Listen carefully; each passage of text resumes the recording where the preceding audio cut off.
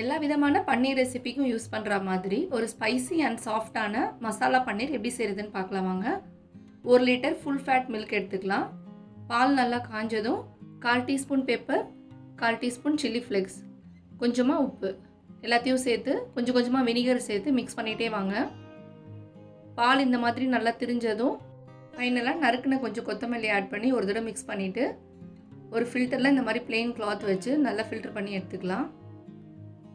இதில் vinegar smell போகிறதுக்காக கொஞ்சம் கொஞ்சமாக கோல்டு வாட்டர் ஆட் பண்ணி இந்த மாதிரி நல்லா ஃபோல்ட் பண்ணிவிட்டு கொஞ்சம் கொஞ்சமாக இந்த மாதிரி கரண்டியில் ப்ரெஸ் பண்ணி கொடுங்க.